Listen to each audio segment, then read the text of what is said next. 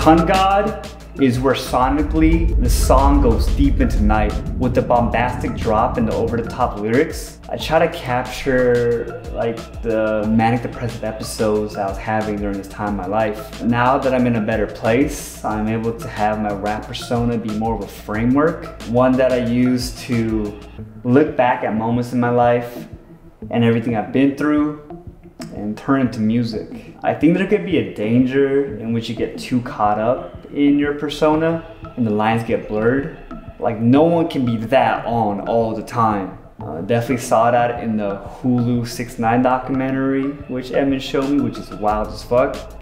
And I've also saw it in people I've worked with. My back to the wall, that's when the money came. I feel like we only really focus on post-traumatic stress, but studies show that reactions to traumatic events is more of a bell curve. Most people fall in the middle, and on one end, people are unfortunately burdened with post-traumatic stress, which we need to address. But on the other end, there's a chance of post-traumatic growth, which can be a powerful tool for self-change. Now my bougie bitch pussy tastes like success. I went on this camping trip with my family friends, and one of the family friends happened to be a college professor, and she gave us a talk about wealth inequality and the lack of social mobility that plagues this nation. That was kind of eye-opening for a high school freshman. I remember me, Togyong, and Tombi, we joked and said, we're just gonna marry rich, because it's impossible to move up on our own. Now those two might have been joking, but for a while it's about that life. I felt like Aladdin in some of my previous relationships.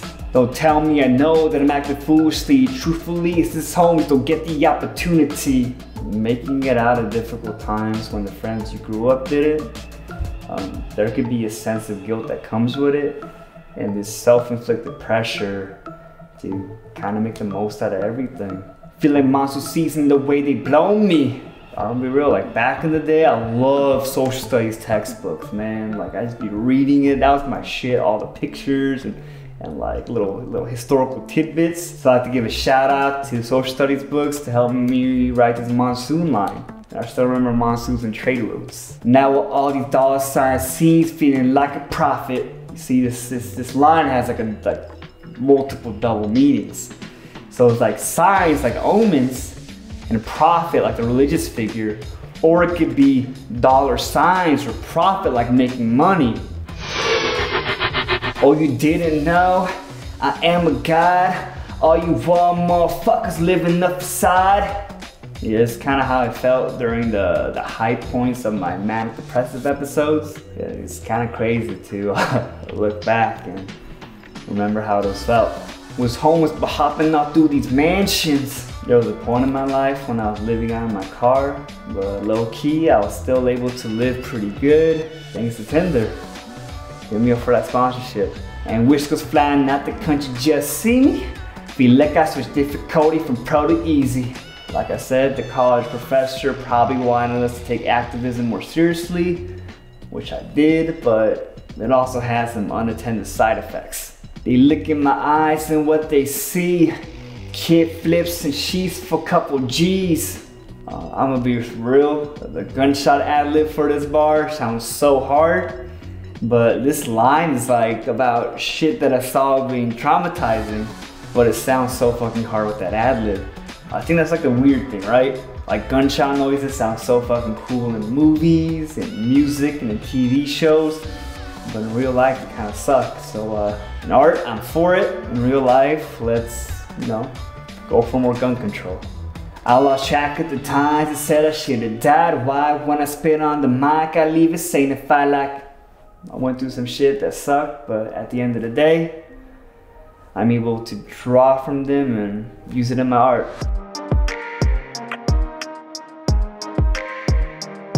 So the song Kungod is named after my friend Kunwoo. Story of how he got that nickname was back in college, we used to play Smash 2-on-2. So it was me and Quach versus CJ and Kunwoo, and Kunwoo was clearly heads and shoulders above the rest of us. So he was like just destroying us left and right. And After one particular ass kicking, I guess he walked back to his dorm and then texted his teammate CJ, just kungod. The CJ was like, what the fuck? Like, why is he texting that to me? Like, I'm part of his team. Like, why not text Quatch and, Earl? They're the ones we beat. And ever since then, we started calling him kungod. Another story is, that homie group that consisted of Carrie, Stella, Kungwoo, and Miles. They're just really fucking funny. I remember this one time, I joined them in the study room, and they just had ordered pizza from the cooler, and Carrie, Stella, and Kungwoo were planning to split it. And as soon as I walked in, Miles was like, hey man, you wanna learn karate? And I'm like, yeah, sure. So we're just in the study room, like teaching me punches and kicks. And then Carrie was like, what the fuck's going on? And they look back, and Kungwoo just ate the whole fucking pizza by himself. And they're just pissed, going, Kungwoo, what the fuck? You're a horse, Kungwoo. You are a horse. And that is a fond memory I have of that group. That was the breakdown for kungod. This song goes really fucking hard, so we're really excited to perform it live soon. And thanks for watching. Peace.